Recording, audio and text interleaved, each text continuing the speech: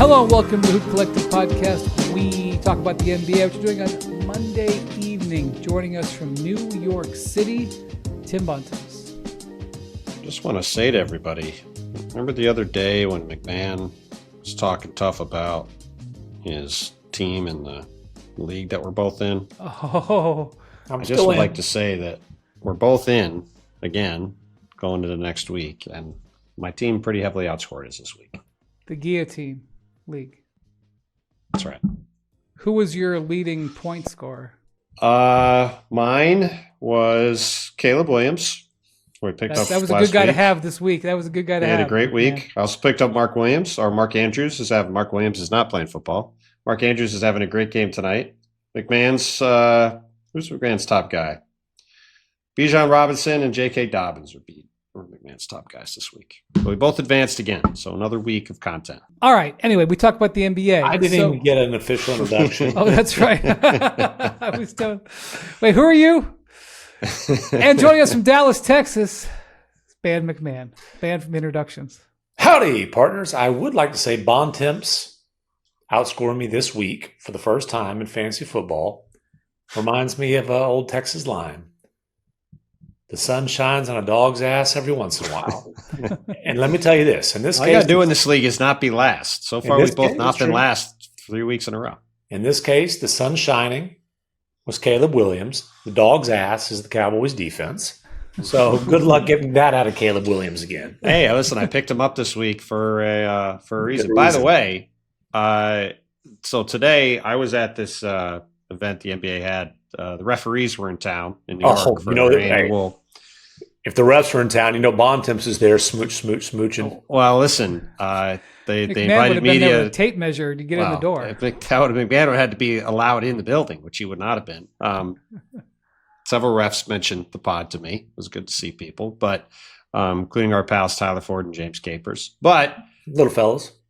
At this event today, I got an answer, at least a partial answer, to a question we asked recently on the pod, which was when MacMahon had all of his information about the heaves. Oh, yeah. He wondered how many such instances may have happened in the past where players passed up the attempt to heave the ball at the end of the clock. And Evan Wash, who Byron Spruell called our master of innovation, which I told him he should get on his business card. Bontemps always assumes everybody knows everything. I was about to give his title, but you can give his title Byron now. Spruell is like number 3 or 4 in the NBA league office, head of He's the president of basketball operations. And Evan Wash is the head of innovation, apparently. He was the guru during the COVID czar. Well, that isn't like the NBA Cup in large part his baby, and I mean he's kind of like the chief nerd. Evan Stratton. Evan's title is head of NBA basketball strategy and analytics. Byron Spruell is from Cleveland. Evan Wash is from the Ivy League. Those are the two things I need to point out. I need a new title that's fancy like that. Go on. But they ran the numbers. His group. He had been trying. I think he said it was over a decade. His group had been studying this. There were over 500 instances where a player could have potentially put up a shot last season and did not. Wow! And as he said, roughly 3% of these heaves go in, so it doesn't necessarily correlate. Well, right. Like in theory, 15 to 20 really cool and exciting plays a year were not happening. That. And like he said, will we get all 15 or 20 of those? We'll see. But even if you get some of them, that's a pretty big win. Even the close calls are exciting. One of the most exciting plays of last season was when Joker, the Jokic play, 0.3 seconds left, and the other team's shooting a free throw, and he just kind of puts his hand up to Peyton Watson, showing him where he wants the inbounds pass. And it was like a half volleyball spike, half punch thing. Well, it was like a water polo move, isn't it? Yeah. I mean, it damn near went in. I know. Come on. And if it had gone in, he would have just shrugged his shoulders and lumped it back. Exactly. So I thought that would be an interesting information to pass along. It's story time. Okay. Then I got an idea. Go ahead with your idea Okay. first. Well, the idea is we're going to take the old head of innovation out and get him to cough up the biggest offenders on the heave no list. You know, I'm sure they have that data. I'm sure they do. They're probably protecting it, but I'm sure they do. If we get a few drinks in them, we might be able to weasel it out of them. So without saying the name of the hotel, Bontemps, describe the quality of the hotel that this was held at. Stars. I mean, I don't know. It was a standard. It was a full service hotel of the brand that all of us stay at a lot. All right. I mean, I could just say the hotel. It's a perfectly fine hotel. It's the Brooklyn Bridge Marriott in Brooklyn. Oh, I've stayed there. It's not like it's nice. It's a perfectly fine hotel. You're going to just put them on blast where they're staying?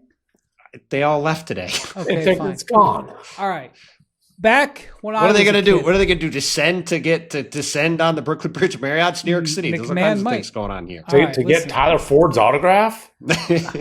to reach down with their pieces of paper and let him reach up and grab it and sign it? When I was a kid in the NBA, they used to hold the refs meeting at this incredibly sad, and I won't say the name of it because it's still there. In fact, I stayed there earlier this year. And I also attended a referee thing at that hotel, and let's just say this is a hell of a step up from that place. Exactly. It was at an incredibly sad airport hotel in Newark. Oh, I've stayed there.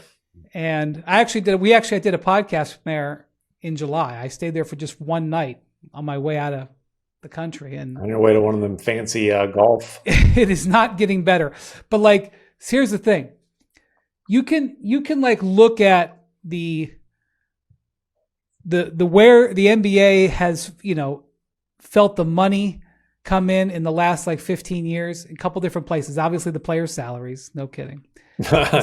The size of the staffs, right? Mm-hmm. How big the staffs are. Now they've got to have risers behind the bench. There's so many staffs. The planes, the airplanes. When I first started covering the league, I was covering the Cavs. The plane that the Cavs used couldn't make it from Cleveland to the West Coast. If they were flying to LA or Seattle, RIP, they'd have to stop in like Oklahoma City or Fargo, North Dakota to get more gas. This was not 1987. This was like 2005. Now they fly planes that if they had regular passengers, be able to put in 200 people on them. I'm not kidding. And the referees get to come into the boroughs and stay at a 4-star hotel. I'll give it 4 stars, having stayed there before. It's a nice hotel. Not at a 2-star hotel at an airport like they did.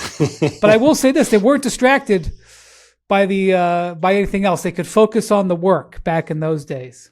I mean, the other thing I can tell you from this thing today is that one of the points of emphasis here is going to be to crack down on players taking advantage of the high five rule and hitting free throw shooters jump shooters. 3-point, well, yeah. 3-point shooters, but jump shooters in general, pretty hard in the hands. So there will be, I think, an uptick in fouls on jump shooters early in the season as that rule goes into effect. Was there any discussion about my suggestion that after a dunk, a player should be able to do whatever the hell he wants for 3 seconds as long as his pants stay on and to get rid of the taunting tees? No. Okay. Not exactly.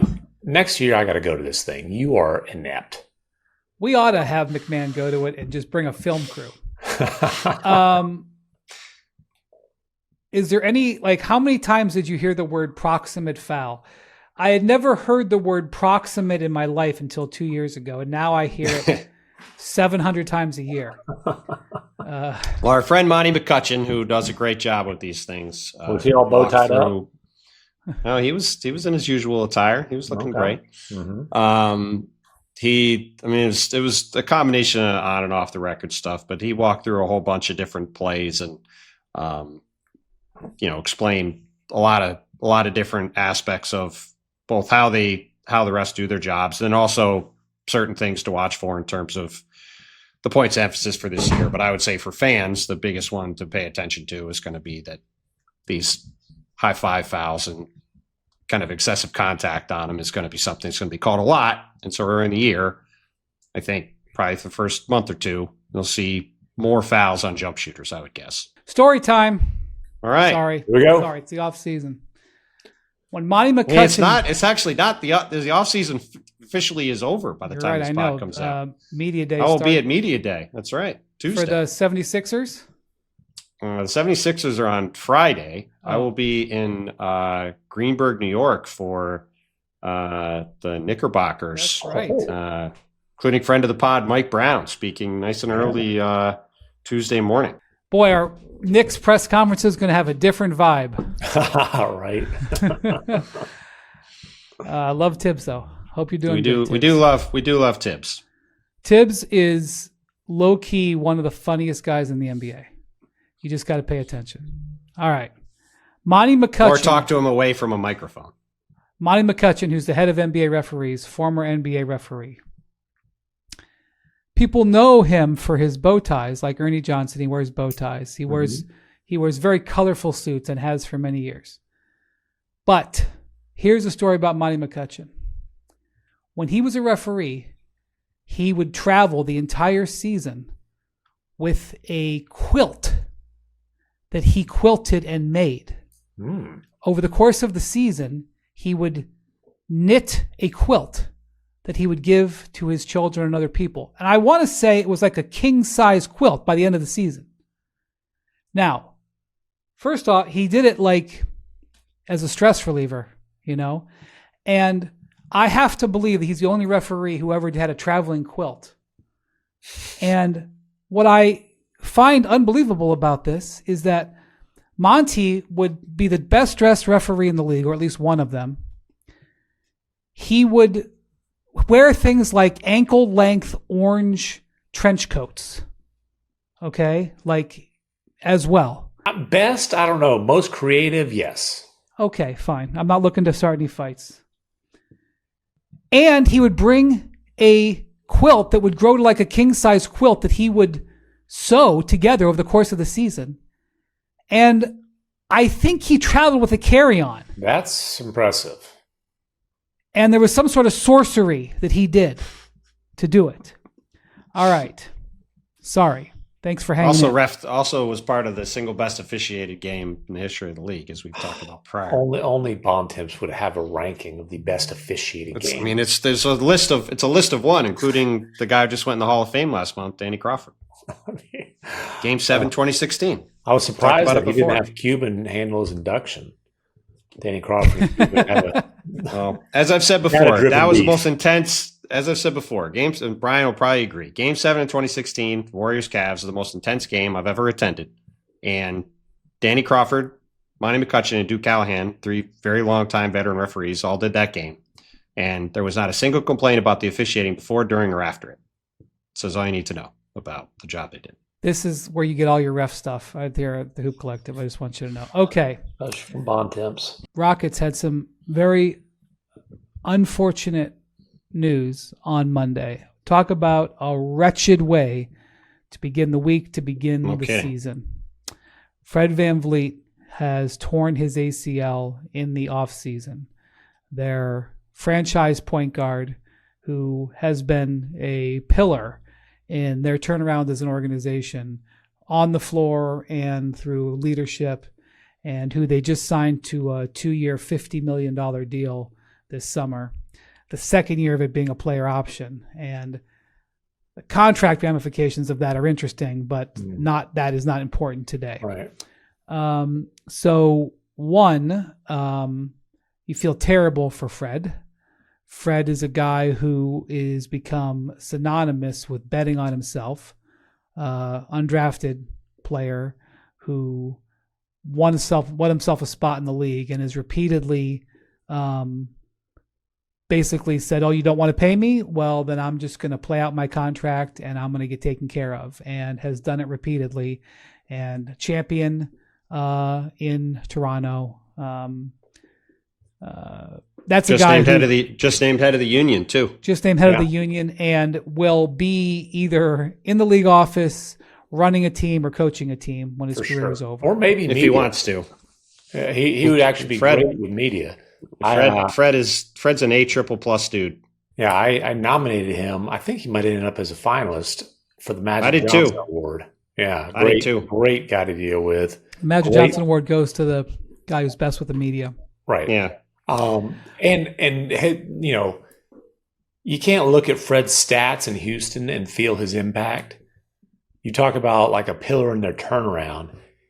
His professionalism was desperately needed for that franchise. His leadership, his toughness, his nastiness, his intelligence.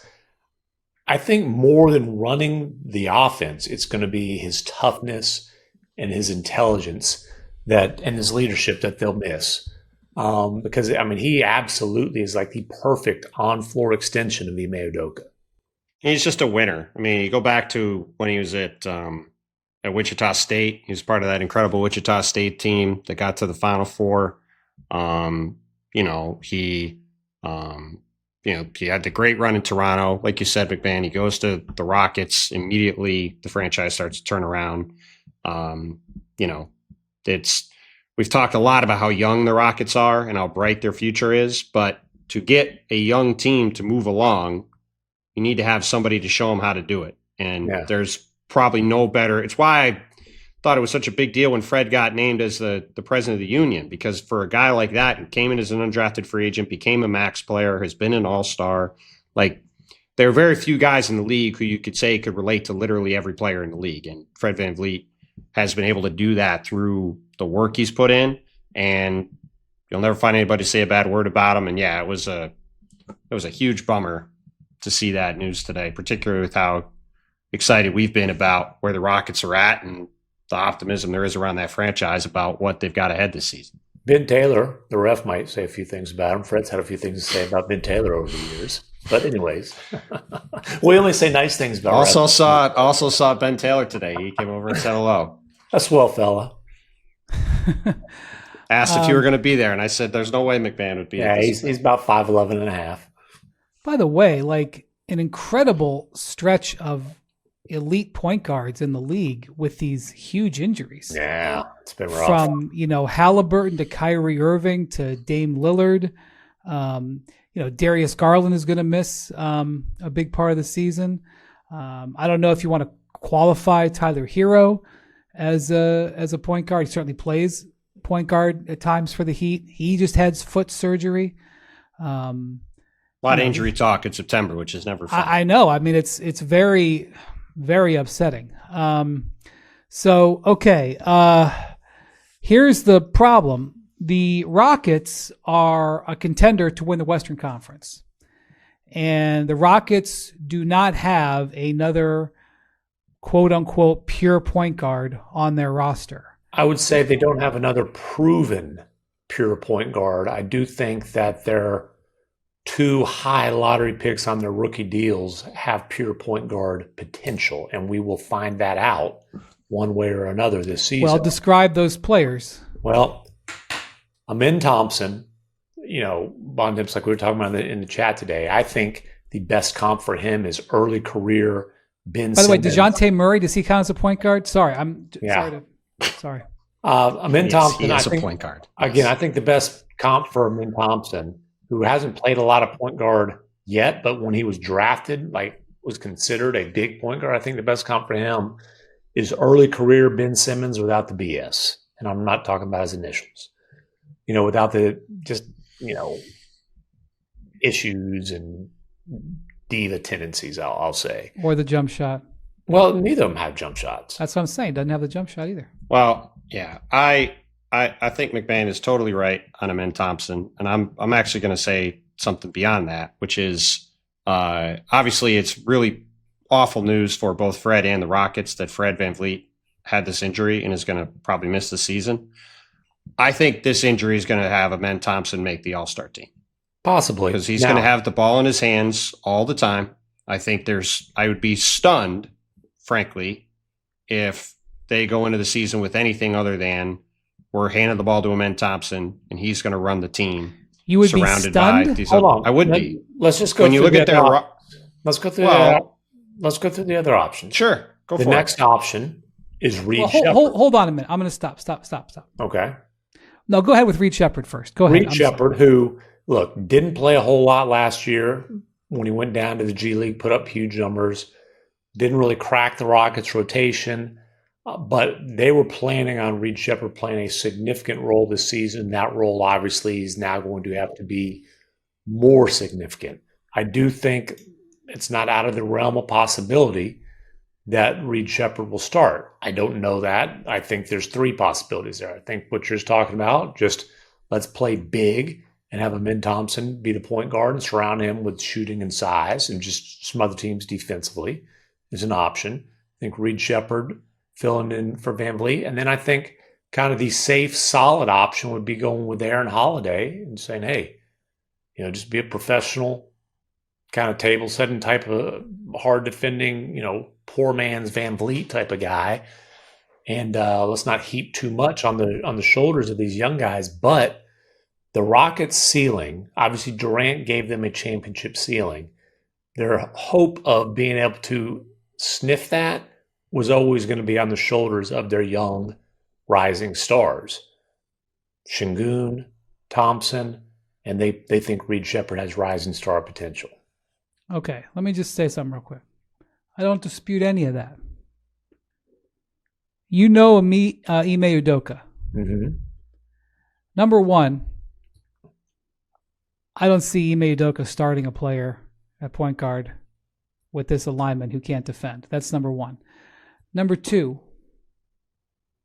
if you are serious about, and Bontemps, I'm not disputing what you see as the future for Amen Thompson, okay? Mm-hmm. But if you are intending your team to compete to win the Western Conference, you cannot have your point guard rotation be 2 inexperienced players, and particularly inexperienced at the position. I think that's kind of a weird take. I think that's a weird take. That's me being around 23 years. Well, listen, Amen Thompson is one of the, 5 most gifted athletes maybe in the league, and has immense potential, and is a very good ball handler, is a very good passer. Like, these are things that have been the case since he came in the league. Don't dispute that. I think if you're talking about what is the path to the Rockets having the highest ceiling this season, it's giving Amen Thompson the ball today and saying, hey, you're going to run the team for 32 minutes a night for the next 6-8 months. And yeah, there could be some growing pains in November, but by not having Fred VanVleet there to run the team and it having to be Amen Thompson, because by the way, the Rockets are so close to the apron, they can't go sign another veteran player. I saw all these Russell Westbrook memes. I mean, let's set that to the side for a bunch of reasons. Right. However, they literally cannot sign a veteran free agent. That's right. Because they're too close to the apron. Aaron Holiday is a fine backup guard. He's on a minimum 1-year deal.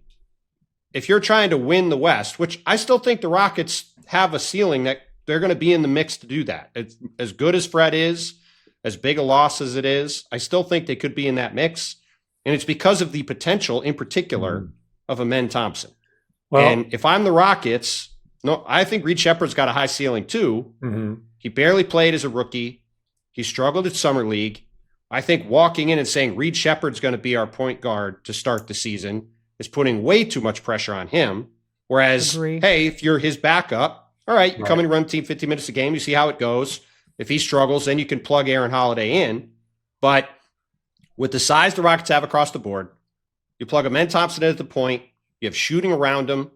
The Rockets might be the best defensive team in the league with the group they have with him doing that. The Thunder. And it gives, well, you're right, but they're in the mix though.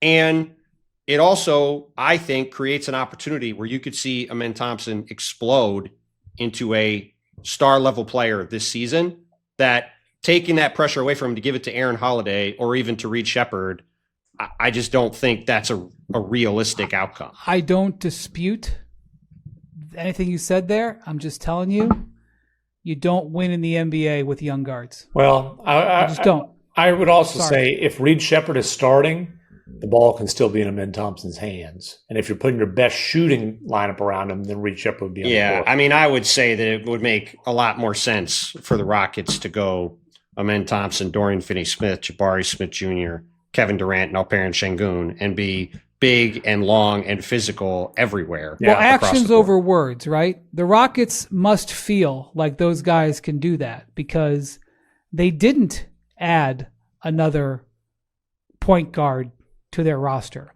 Well, after they didn't. They had planned on having VanVleet play 30+ minutes. Well, I know, but they obviously clearly didn't. They felt that they had enough ball handling on this team. Yeah, because they do. They really like these young guys. They were planning on putting a little bit more on their plate, and now they're going to have to put a whole lot more.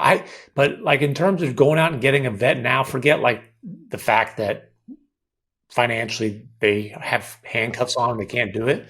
To me, that's something you evaluate Thompson and Shepard. I'm not saying you make the trade tomorrow and bring the guy into training camp. I'm just telling you, I can't predict maybe Amen Thompson will be an all-star this year. I'm just telling you, I've been around and I've seen young guards, especially guys who are playing point guard at that level for the first time, where you're like, okay, you're going to be the starting point guard. Like they get dinged up and, Amen Thompson turns the ball over. The Thunder just won a title with a guard in his third year playing next to Shea, who's pretty damn good. That's all I'll say. I know the Thunder are a unique outlier. Are you trying to say that he's, he is not their lead guard? Their lead guard won MVP. But he is one of the 15 best players in the league now and exploded in his third year in the league. And like, again, to me, if I'm looking at things, I think Amen Thompson's going to be the most improved player in the league this year because he's going to have his stats all jump a lot. He's going to have a ton of opportunity. And I know MacMahon is very high on Amen Thompson. Oh, yes. Anybody who's watched Amen Thompson play. I don't know anybody who's not high on Amen Thompson. That's my point. I think this, like I said, I think if you're a Rockets fan or if you're the Rockets and you want to see a silver lining in what is a very black cloud of a day, I think it's that this is going to force Houston to do the best long-term thing for the Rockets, which is to give the ball to Amen Thompson and let him loose. And I think the results from that are going to be pretty damn good. It's sink or swim for their young potential stars. And what losing Fred VanVleet does to Houston is it makes their floor a lot lower. Mm-hmm. Like, things could go really wrong in Houston this year, and they just might not be able to get organized offensively, and they might just have a glaring lack of leadership, and they might not be nearly as connected on the defensive end, and all the kind of the little things that VanVleet does are going to be so obvious in his absence. That's a possibility. But it's also a possibility that, Thompson and or Shepard just make massive leaps and that the Rockets are still a realistic threat, come April and May. Now, listen, nobody was going to be considered a favorite over the Thunder regardless. I had the Rockets as the biggest threat, and I do think at this point you've got to reassess that. But I don't think you can completely cross them off the list. Well, it's an unexpected thing they have to deal with. Sometimes you do see things like this end up helping teams in the long run. Bontemps, you could prove to be right. And if this was a different team with a different set of expectations, and look, the Rockets' window is open. Yeah. That's why so it's not like it's, but Kevin Durant is on a 1-year contract. So to this point, you don't trade for Kevin Durant if you're planning on making a big chunk of the season development. That's Kevin Durant's stage 3 or phase 3. I think you're twisting things around a little bit. I mean, Amen Thompson is not you're acting like Amen Thompson is a rookie. I mean, how many minutes does he have playing point guard in the NBA? He played a decent number of minutes at point guard last year. I don't know the firm number, but he handled the ball a good amount. And now he should be handling the ball a ton. They do also have the luxury in terms of their half-court offense of having the second best point center in the league. Well, that's true. That's part of their strategy, that the ball will go to Alperen Şengün to operate in the half court. And, when you have that, you don't necessarily need as much of an initiator. And I suspect that they will try to start the season with what they've got. But they don't really have a choice. Well, of course they have a choice. Of course they have a choice. Not much of one. They can trade. I think they can trade 5 players at the moment. Yeah. Well, would you like to trade one of these 5? Would you like to trade one of the 5 players they can trade? No, that's like saying you'll start the season with Bontemps and me on the podcast. They in theory they could make a trade. In reality, they can't really make a trade for a couple of months, even if they want to, until they have more of their roster available. Well, that's probably the best decision, just to see what you have on your roster. I think that's always the best idea for a team, especially at the start of the season, is to see what you have on your roster. Especially when you have one of the biggest upside players in the league that you can hand the ball to. That's all fine. You could end up being right. I'm just saying I've been around, and so is Ime Udoka, and I think he tends to look at things old school. Listen, there's a reason. Right after hiring Ime Udoka, they went out and gave Fred VanVleet a really good player, but one-time All-Star. They gave the guy a max contract to come to Houston. Yeah, and he took a pretty big pay cut this year. He kind of had to. There was a team option. He was supposed to earn over $40 million this year, and he took a team option and took a big pay cut. And he obviously could have signed a longer-term deal, but he did a 1+1. Mm-hmm. I'm sure, thinking that he would opt out of the contract after another strong season. He's going to turn 32 during the year. He is, at the edge of his prime historically for a player, especially smaller guards. Right. Again, historically, it doesn't mean everything, but I'm sure his thought process was, I'm going to have another great year. We're going to have a great year as a team, and then I'm going to get one significant, last big deal. Now, I don't know what's going to happen there. Now you're looking at sort of a Kyrie situation where you got a guy who's going to be coming off an ACL where you got to wonder what his market is. And it's really about what the team wants to give him. So that's another discussion for another day. All right. Today, Bontemps, on Monday, you had one of your annual traditions come out where you survey the summer a bunch of executives across the league. Not as extensive as the Bontemps polls, but it's sort of another version of the Bontemps polls. I'll let you set this up with the number of executives. It's a lot more work to do this than to ask people for 5 names. Yes. I talked to 20 coaches, scouts, and executives across the league. Asked them a total of 16 questions, a few about this past summer and a bunch looking ahead to both this year and the next few years in a couple cases, to try to get a sense of both what people thought of how the offseason played out and then what it could mean in terms of how this upcoming season will play out. And again, in a couple of cases about what things could look like a few years from now. All right. Well, I want to go over a few of these. You should check this out on ESPN.com. I want to go over a few of these that I felt stuck out. If you feel like I missed any, Bontemps, that were particularly interesting, speak up. Or you, MacMahon? Sounds good. To the question of who is the best player in the league right now, I am not surprised that Nikola Jokic won. I am surprised at the vote total. Here are the votes from the Bontemps off-season front office. Well, off-season executive front office. Really tough acronym. You got to come up with something. Yeah, it doesn't work as well. Nikola Jokic, 19 votes. Luka Doncic, 1 vote. That's the list for the votes for the best player in the league right now. I don't think this is that big of a surprise, personally. I don't. Well, reigning MVP and Finals MVP doesn't get a single vote. Again, if you had said in 2016, 2015, 10 years ago, right now, who's the best player in the NBA? Okay. LeBron. The reigning MVP. I know he didn't win Finals MVP, even though he should have. That's another story. LeBron James probably would have been a unanimous pick. maybe one person would have picked Steph Curry, right? Shai Gilgeous-Alexander is an amazing player. Everybody thinks he's awesome. When I asked later in the survey, I don't know if you're going to bring it up, who the best 5 players in the league are right now, everybody said 4 names immediately. Jokic, Shai, Giannis, and Luka. So he's clearly seen as one of the best players in the league. However, if you ask pretty much anybody around the NBA or around the sport at the moment, who is the best player in basketball, they all pretty much say after a moment or less, yeah, Jokic is the best player. That's not any disrespect to Shai. Shai's incredible. But Jokic, I think, is pretty nearly universally seen as the best player.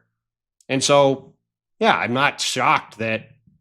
I mean, I was a little surprised if somebody said anybody, it was somebody but Shai. That's what surprised me. Not 19-1, but that the one wasn't Shai, given, like, dude, Shai just had a quadruple crown of a season. He just had arguably one of the greatest seasons in the modern era. Scoring champ, MVP, conference finals MVP, finals MVP. Yeah. And then, like, you punch his stats up there, I can give you him and Jordan. Well, you know, those defending champions, they always need something.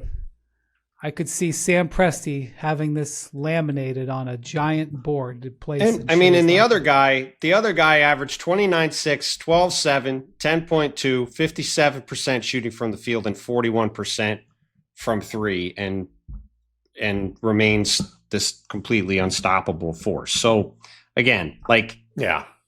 I wasn't that surprised. Like okay, Wendy, if you'd have been polled here, who would you have said?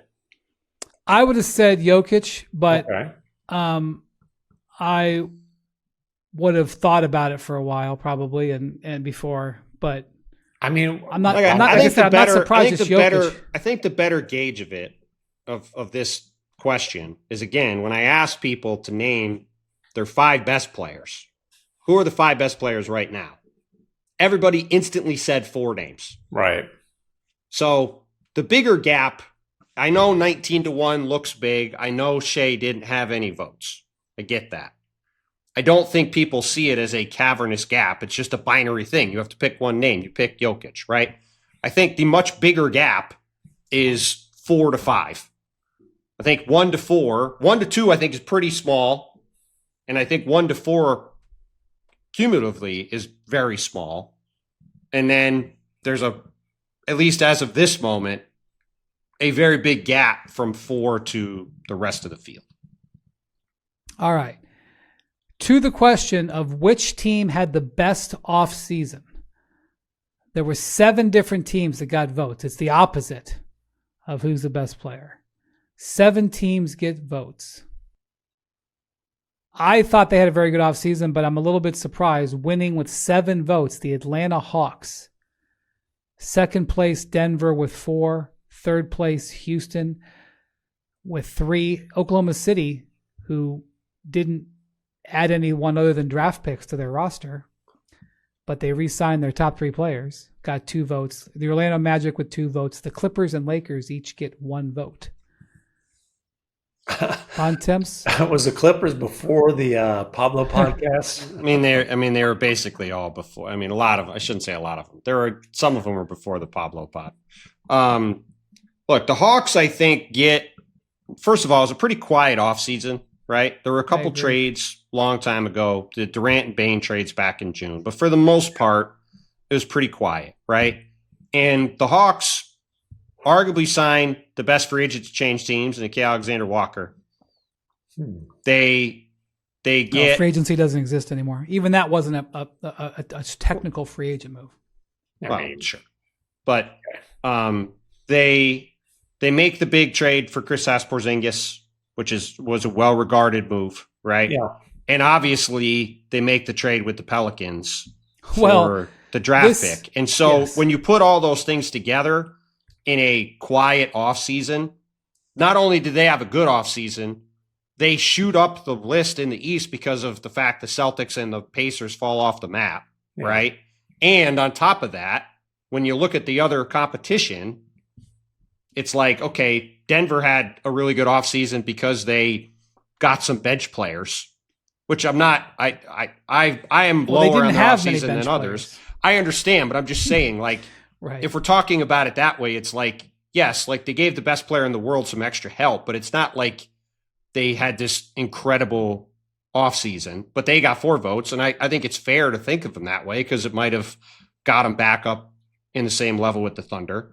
And the Rockets got 3 votes largely because of one move, which is a really good move. But one move that addressed the glaring hole on their roster by getting a Hall of Famer who's still scoring at an elite level is going to end up being a top 5 scorer all the time. Pretty good. Yeah, move. For sure. No, I was a great trade. Don't get me wrong. I think it's probably, you can make a really good argument. It's the single best move of the offseason, given what they gave up and what they got back. I'm just saying, I'm not surprised Atlanta got a decent amount of support because between the combination of the way they sort of were lifted up artificially in the standings by other teams going down and them sort of having moves across the board that were good and stood out. Like in an offseason where there wasn't a lot of interesting stuff that happened, they were in the middle of a lot of the most interesting stuff.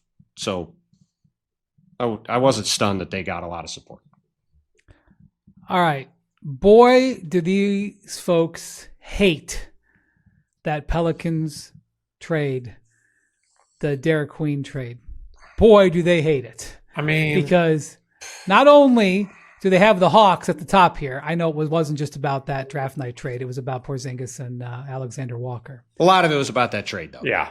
But when it came to which team had the worst offseason, the Pelicans relatively ran away with it. They had 5 more votes than anybody else. There was like 9 teams that got votes. Which a lot of people really didn't like the Jordan Poole trade, too. That came up multiple times. Okay. Several times, I should say. Okay. Both the Jordan Poole trade and obviously the draft night trade, which is universally panned. Right. Jordan Poole trade, it was CJ McCollum for Jordan Poole. There were some other things in there, but that was essentially the trade. Which team had the worst offseason? New Orleans Pelicans, quote unquote, wins. And which was the worst move of the offseason in a relative rout? Oh. The Pelicans trading the pick, the unprotected pick, to Atlanta for the 26th draft. 11 votes. I'll talk about both of those more in a second, but Bontemps, venom for the Pelicans front office. 15 minutes onto the job for Joe Dumars and Troy Weaver. We talked about this the other day when you tried to say that Derek Queen being good could mitigate the trade some. Like the process on the trade was horrendous, and they may not give up the number 1 pick in the draft. By the way, Derek Queen being good is essentially the bet of the whole trade. If Derek Queen is good, then again, this is what we talked about. Be awfully good. This is what we talked about the other day. Derek Queen being good or not has nothing to do with the process of the trade. The process of the trade was terrible. Well, it's like objectively terrible. It's like the Giddey for Caruso swap. When the reaction to that deal was how many picks are the Bulls getting, or which pick or picks are the Bulls getting, and the answer is none. When the general reaction, not forget about like media fans, when the reaction from other executives within the league is WTF, then the Josh, that's a perfect comparison. Let's say Josh Giddey becomes a 5-time All-Star with the Bulls. Okay, like that would be a great outcome for the Bulls, right? It still wouldn't change the fact that when the Bulls made the trade, they should have gotten draft picks in the trade and did not. The process of that was terrible. Wait, I hear some muffled process cries. Of this trade. I hear some muffled cries coming from the Bay Area about Caruso should have been the Warriors for Kuminga anyways, way before that. Go on. Well, the process of this trade was bad, which is why from the moment it happened, people have said, how in the world could the Pelicans have done this trade? So we'll see what happens with Derek Queen. Maybe he'll be a great player, and we'll see if the Hawks actually end up with a very high pick in next year's draft. All I'm going to say is I'd feel pretty good if I was betting on the Pelicans not being very good this season. I just want to allow for the fact that what if Derek Queen is very good? That doesn't change. Again, I understand. I got it. Derek Queen might be very good. I'm not saying he won't be very good.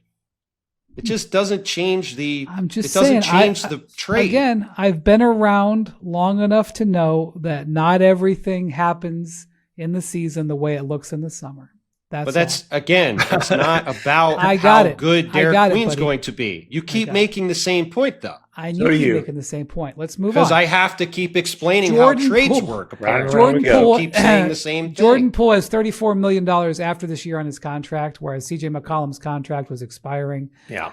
Obviously, Jordan Poole is a younger player, but the executives are voting with on that one as well. Well, Jordan in Poole's second also place, not a very popular player among other executives. He's not a very popular player amongst his teammates. Sometimes Wizards, yeah, right? They watch Wizards games. Yeah. All right. Which team had the worst offseason after the Pelicans? This one is going to hit hard on the Suns, who loved their offseason. Listen, the anti-expert offseason. Hey, is Steve Nash an expert? He must not be, because he got a senior advisor role with the Suns. Well, Steve Nash was hired by the Suns. It was announced on Monday. I talked to him. Yes, senior advisor. I talked to Matt Ishbia last Friday as the Suns announced an extension of their local media rights deal. He made a joke. The Suns were the first team. I don't want to get into media rights, but the Suns were the first team that had to abandon their regional sports network because it was failing. It was soon to declare bankruptcy. It hadn't folded yet, but they basically just said, forget this. We're putting games over the air, left tens of millions of dollars, theoretically guaranteed. I mean, if you go to bankruptcy court, they wouldn't have got it, but it was a risk, and it's ended up working out. Their ratings have extremely gone up, and now they've gotten a deal to stabilize their income. It's not the good old days, but they've stabilized their income. And anyway, Matt said, well, I got that one right. Got about everything else wrong. So he made a joke about himself, but then he doubled down. The ratings if they were actually a decent team. He doubled down to me. I didn't write about this, but we were talking, and he doubled down on how much he thinks that the pundits, well, in this case, not just the pundits, but the peers, were not impressed with the Suns. And I think primarily Bontemps, based on what else you've got in here, they didn't like waving and stretching $100 million of Bradley Beal, amongst other things. Yeah, I mean, again, I'd say the process on the Bradley Beal trade from start to finish was horrendous, and that included the fact that they ended up having to wave and stretch him because they made the original sin of taking him with the no trade clause. Yeah. And to me, it was a catastrophic decision from start to finish. Yeah. I would say the start was much more catastrophic than the finish. The finish, it was time. Like, they couldn't move forward with Bradley Beal. They just couldn't do it. Well, I know, but this goes back to the same conversation we just had. Like, at the time when they made the trade, it was, they got him for nothing. There's these pick swaps, the second round picks. Bradley Beal's really good. You got him for the price of the contract. Well, and again, that's what we talked about. What I talked about, what we talked about on the pod at the time, that you take on this guy with this no trade clause. What happens if you want to try to trade him later? It's why teams weren't interested in Bradley Beal at the time. It's why the Suns end up eating this money. And again, the Suns saved Matt Ishbia hundreds of millions of dollars. I'm not saying that was a bad thing for him to do. The team isn't going to be good. They shouldn't just lose money for the sake of losing money. As I've also said before, it's all very reminiscent of my time covering the Brooklyn Nets when Mikhail Prokhorov came in talking tough about spending all this money and doing all this stuff. And then when the team was bad, decided, it's not very fun to have a horrendous team and a team that's also, or I shouldn't even say horrendous, not very good team, and also be obscenely expensive and cost me $1 gazillion. So at least they can get out of doing one of them. Yeah, they're horrendously disappointing. They were the most disappointing team in the league because they were mediocre after making two massively splashy trades that they got pennies on the dollar. Well, they paid full boat to let Beal go play for the Clippers and got, I'll say, nickels and dimes on the dollar for Kevin Durant. I mean, the Rockets still have more picks over this, window than more Suns picks, and the Suns have their own, if that tells you anything. But so they went from being this massively disappointing, mediocre team to a much less expensive kind of pesky underdog type of team. At least they're free on TV, but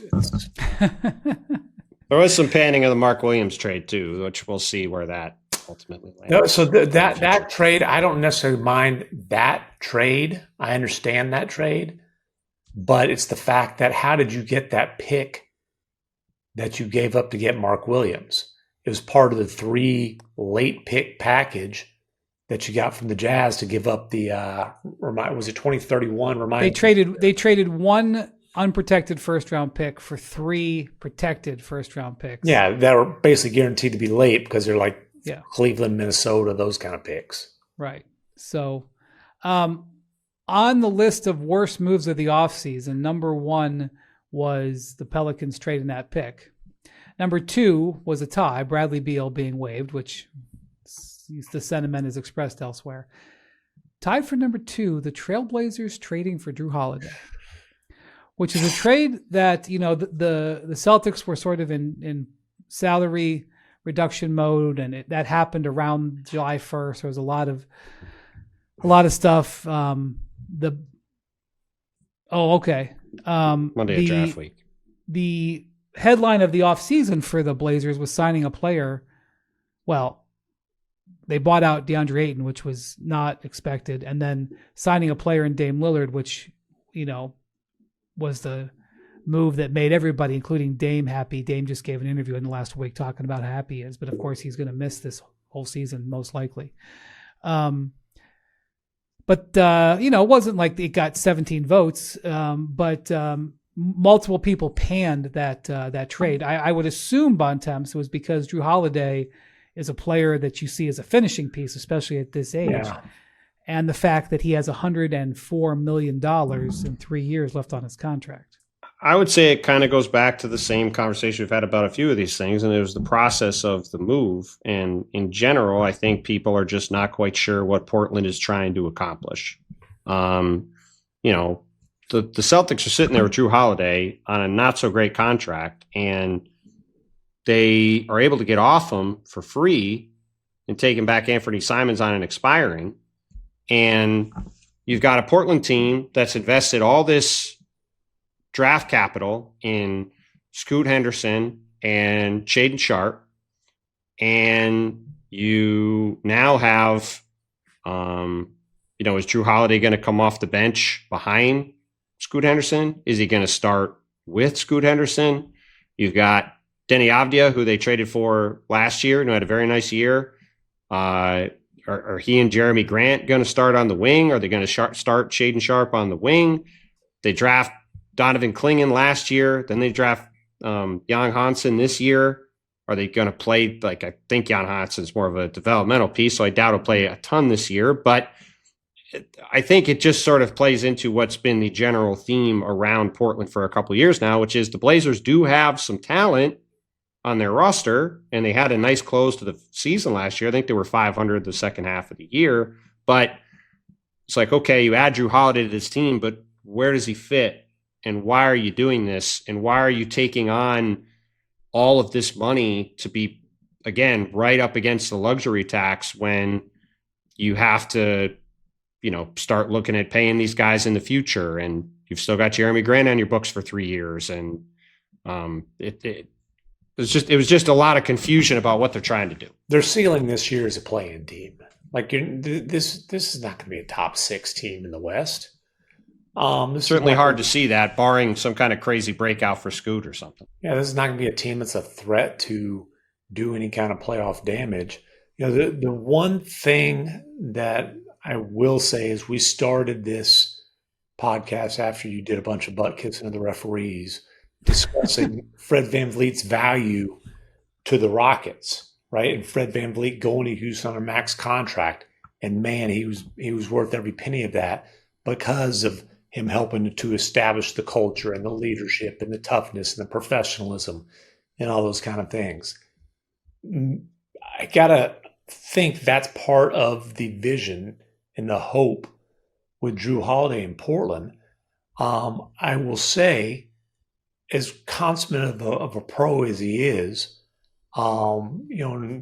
I've never heard anything but great things about Drew Holiday's character. One massive difference there would be Fred VanVleet chose to go to Houston. If Drew Holiday had a trade list, I somehow doubt that Portland was very high on that. Fred VanVleet chose to go to Houston, and Houston chose to pay Fred VanVleet. His decision was influenced by that fact, but he chose that. Drew Holiday just woke up and was traded across the country to Portland. And again, this is a guy who he has been the finishing piece twice. He was the finishing piece in Milwaukee. He was the finishing piece in Boston. And this is a puzzle that's still very incomplete. Okay, under the best moves of the offseason, where is it? I had it right here. It was a Kevin Durant trade. I know that. Correct. Best move of the offseason, Kevin Durant trade by a good no 11 of the 20 votes. Mm-hmm. Magic trading for Desmond Bane, number 2.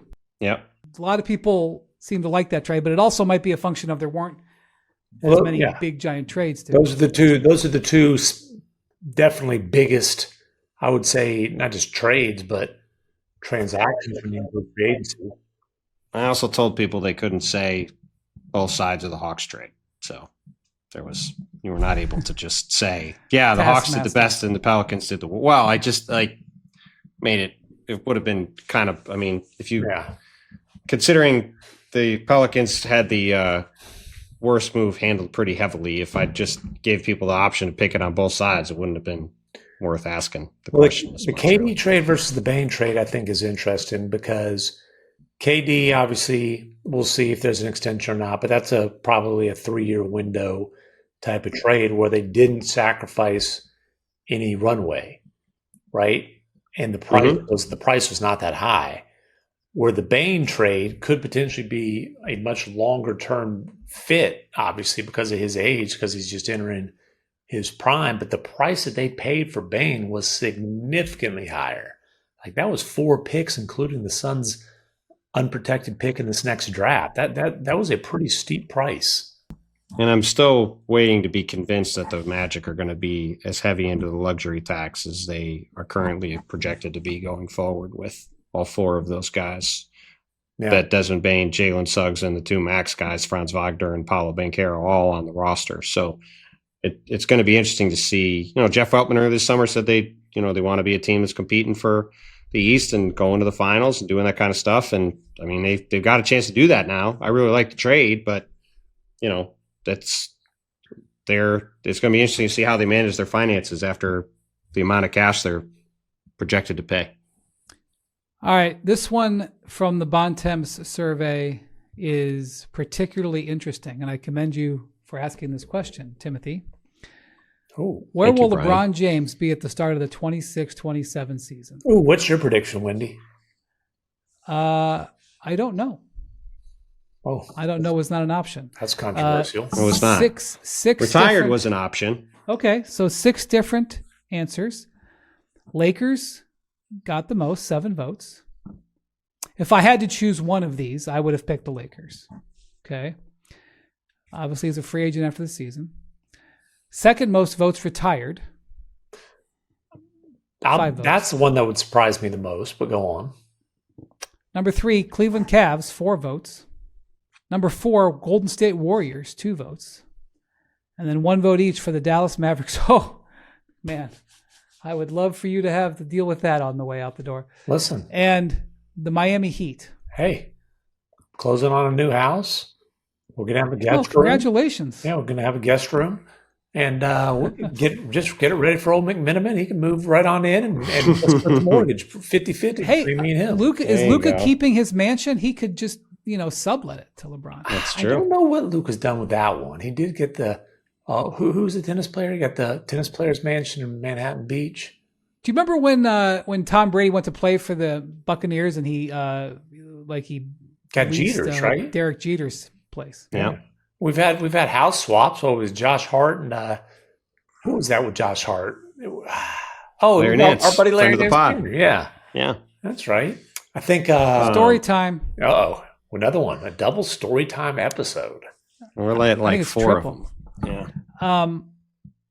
Carmelo Anthony gets traded to the Knicks mid-season, if you remember correctly. It was a long saga. First, the Nets wanted to trade him, and then he said he didn't want to go to the Nets, and then Mikhail Prokhorov with the spectacular quote in the press conference. Bontemps, remember that? Yeah. The meeting with Carmelo is hereby canceled. Yeah.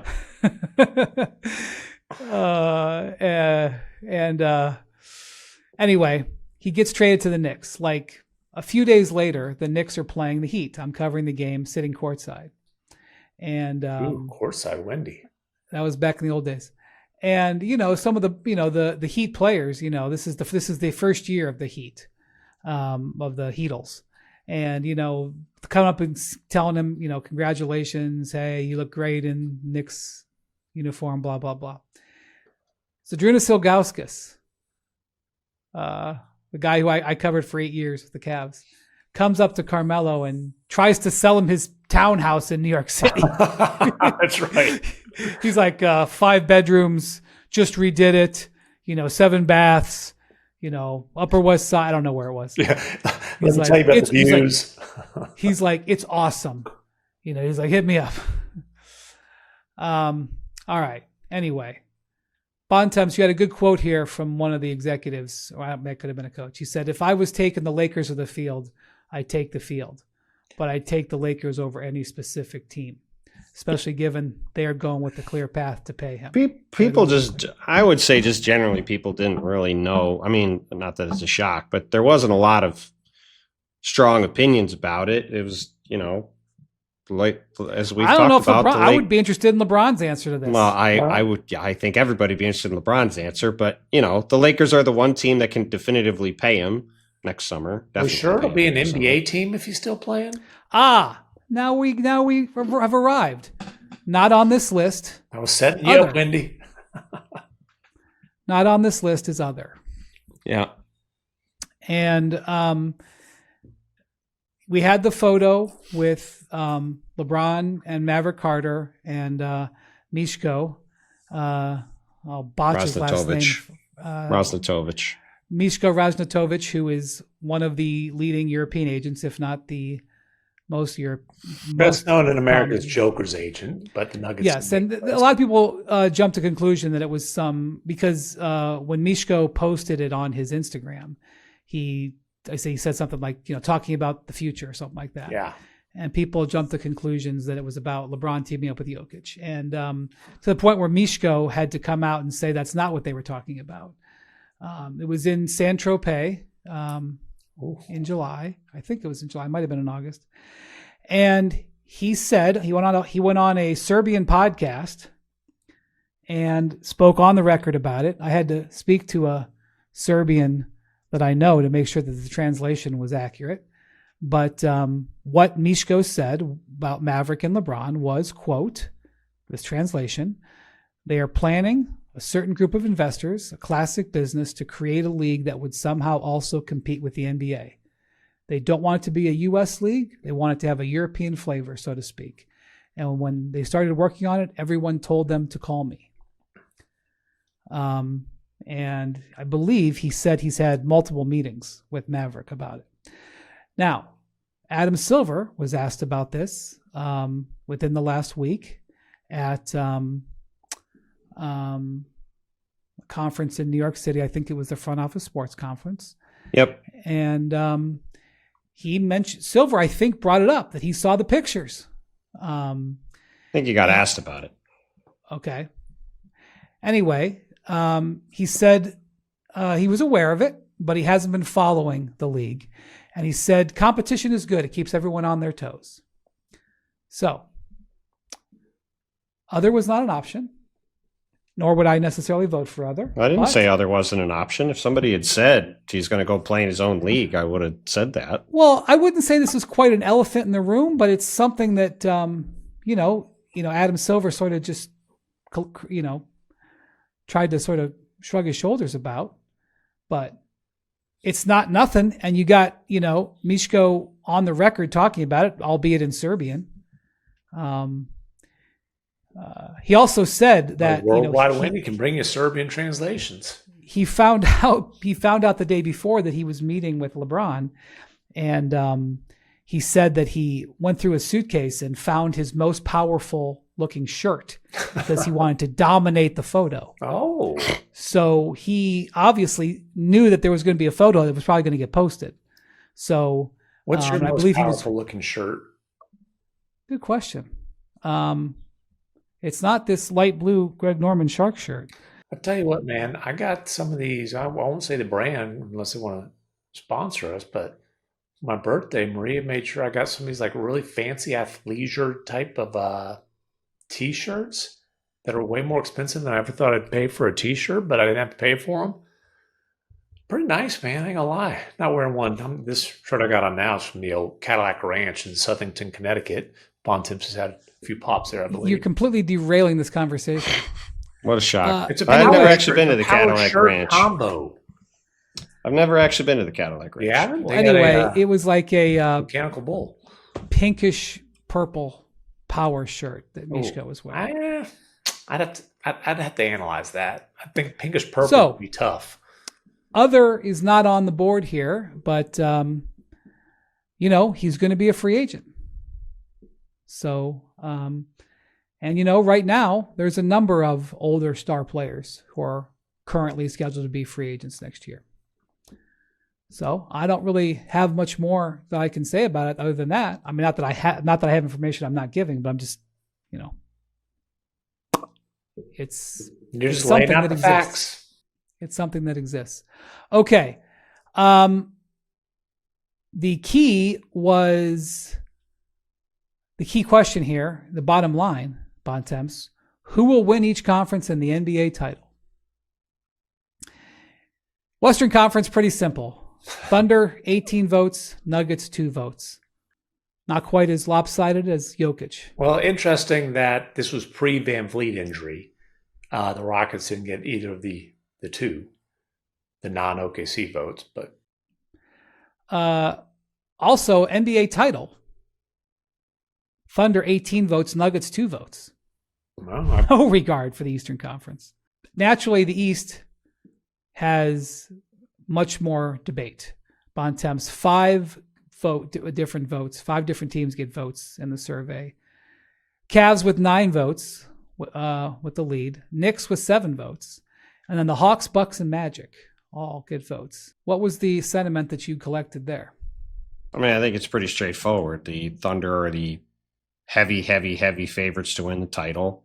I've found it sort of odd that there's been this reticence from people, I think, in at least in the media, to act like, well, yeah, I know there hasn't been, all these, because there hasn't been a repeat champion in a while, that it's wide open to some degree this year. It's not wide open. The Thunder are, I think, right where they should be, at least in my mind, which is the very heavy favorites to win. And if they don't win, it will be a, moderate to massive disappointment, barring insignificant injuries. And look, the teams that were in the NBA Finals the past 2 years from the Eastern Conference had devastating injuries to their best players in the spring. And so there isn't a clear consensus on who should come out of the East. Sure, the Cavs and Knicks got the most votes, but everybody was like, I have no idea who to pick, and I'll settle on one of them, or I'll pick somebody else because I don't believe in either of them. And it's what's going to make this season so interesting, I think, in the East, because the Cavs, you mentioned earlier, Darius Garland is dealing with the turf toe surgery he had. Max Strus is out for who knows how long with this Jones fracture. We'll see what else happens with Cleveland during the year. The Knicks come into the season with gigantic pressure on them after making the conference finals, firing Tom Thibodeau, hiring Mike Brown. Having an Eastern Conference that's totally gettable. The only acceptable outcome in New York will be if the Knicks make the finals. Anything short of that will be a massive disappointment for where things sit now for the Knicks. I would say an opportunity for Jalen Brunson to achieve Knicks immortality. He already might be one of the 5 best Knicks ever after just like He's on the list. 3 or 4 years. And if he gets the Knicks to the finals, he'll absolutely be on that list. And how many of those non-heaves was Brunson guilty of? Let's get I do not know. Phone. And then so like the East is just going to be completely wide open. You got the Hawks and the Magic, young teams on the rise. We'll see what they can do. See what happens with, Giannis having the ball in his hands. Did the Hawks get a vote? They got a couple. Two votes. Okay. They got a couple. Orlando got a couple. Milwaukee got one with Giannis. One person voted for them was basically, I'm just going to pick the best player because I don't really trust anybody else. So, how many votes did the Sixers get last year? Do you remember? I can go look. He doesn't keep stats on this like he does on the MVP. I mean, I don't have it in a spreadsheet. I think my point is just this. I think Boston got most of them last year. Okay, but the Sixers, I bet you would finish second in last year in this particular question. Yeah, probably. My point is this: like the Sixers are completely forgotten about and were as big of a disaster as you can get last year, but they've at least got a puncher's chance in this watered-down Eastern Conference. I mean, there's a whole lot of ifs and maybes, but if the Sixers are healthy in the spring, they have an argument as being the most talented team in the East. Now, am I putting money on the Sixers being healthy? No. But if they are healthy, so last year, the Celtics got 13 votes to win the East. The Bucks and Knicks got 2, and the Sixers got 1. Okay. I would have thought the Sixers got more. One thing about we're coming off the title, and we're very heavy favorites. And my point stays the same, though. Like the Sixers, you at least have to consider. It's funny to say a sleeper after they were, just so hyped after. I think did they have a championship banner for the summer of 24? And they might have one up in whatever they're calling that arena these days, those rafters. But they're completely under the radar now, but still have a whole bunch of ifs, but a whole bunch of talent. To the point that you made, Bontemps, about the Thunder, I think we should point out that the Thunder, they haven't been a tax-paying team. And, I mean, they have paid the tax in the past, but they were not a taxpayer last year. I believe they're not going to be. They will not be. In the tax this year. They will not be. Next year, so this year their salaries right now are about $186 million.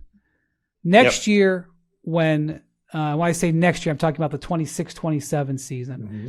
That's when the maxes that J-Dub and Chet Holmgren signed this summer hit the books. Their payroll is going to increase by $60 million. It's going to be $245 million as we sit here today.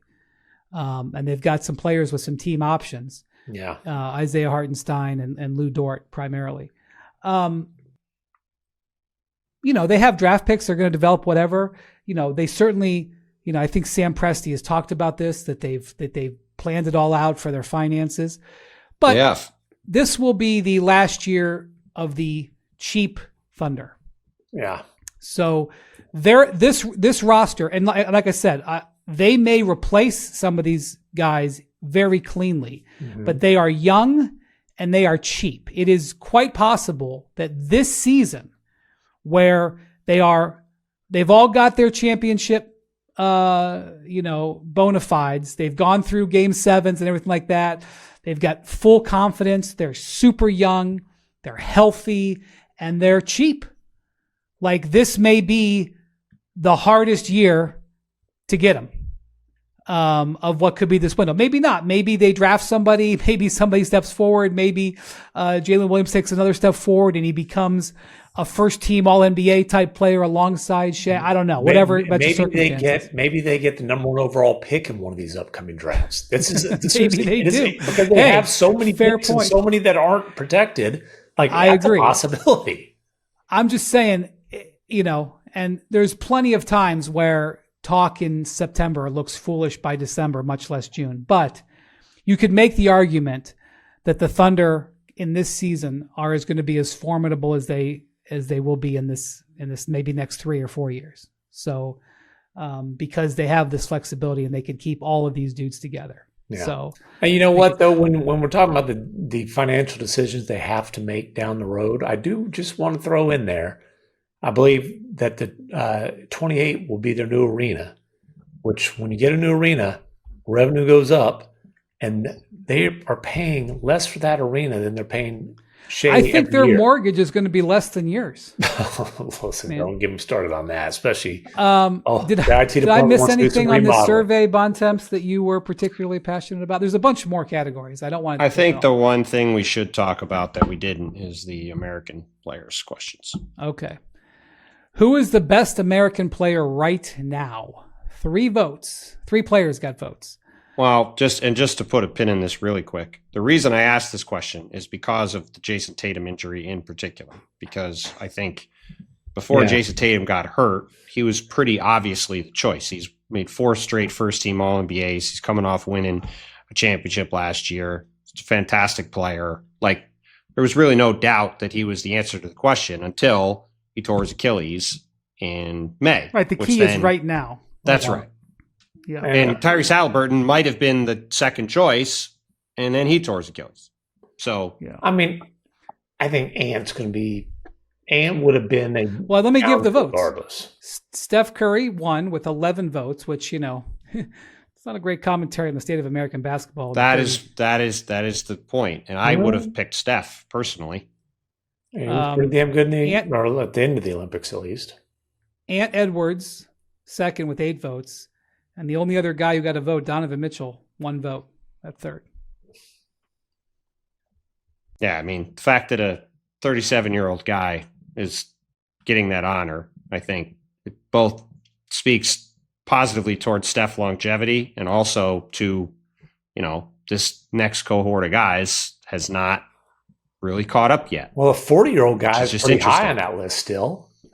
There were votes. He didn't get a vote, but he definitely was like, well, I mean, I probably got to pick Steph or LeBron over anybody else still. And I mean, Steph's a little younger and coming off a great season. But a few years ago, people thought Ja Morant was ascending to the top of this list, and that obviously has not happened for a variety of reasons. It'll be interesting if you do this question a year from now, what this list looks like. But you also asked who will be the best American player in 5 years. Right. Okay. 5 guys got votes here. Mm-hmm. Ant Edwards, number 1 with 11 votes. Strong number.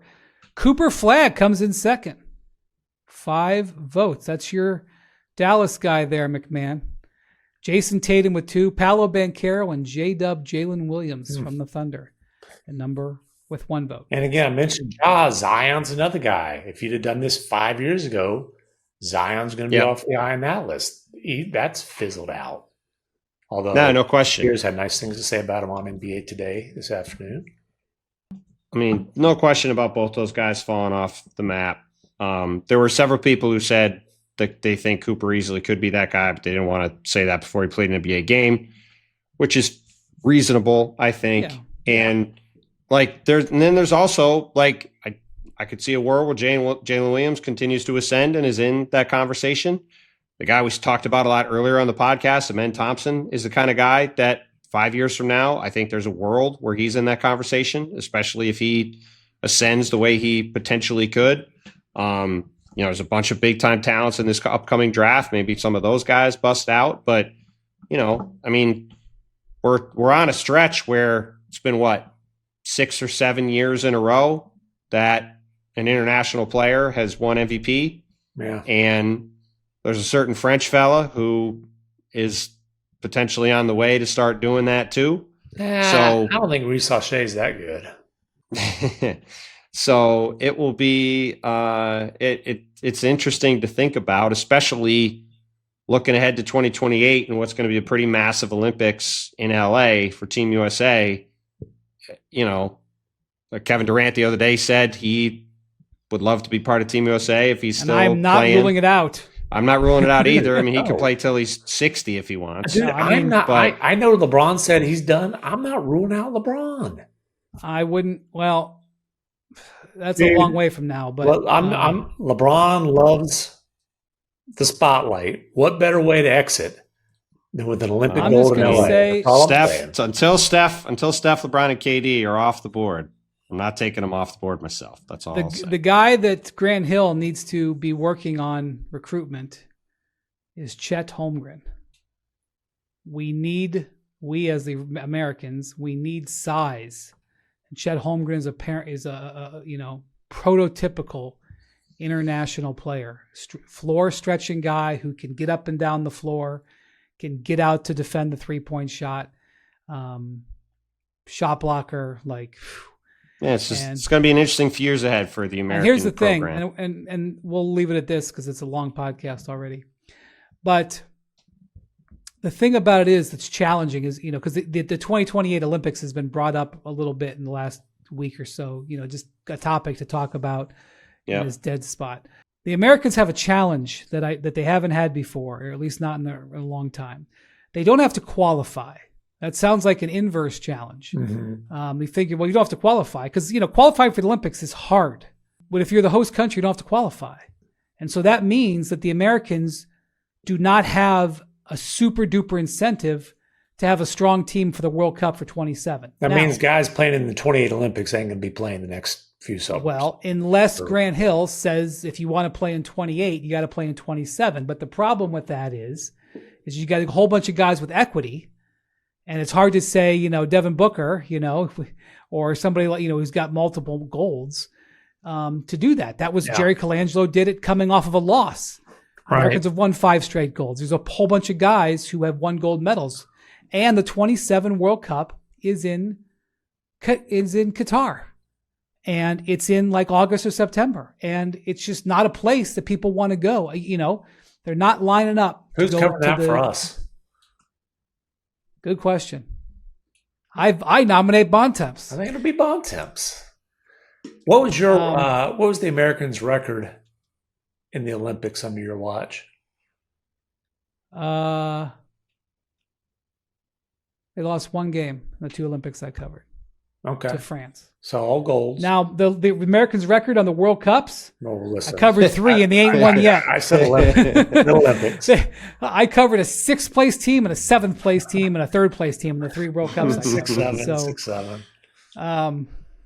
It's a meme for the youngsters. Doha is gorgeous. Bontemps in late August. It's gorgeous. Sounds delightful. All right. Thank you very much to Jackson for stitching this all together. Thank you very much to Bontemps and MacMahon. Thank you for watching, listening to the Hoop Collective. We'll talk to you next week. Maybe. For now, just say adios, amigos.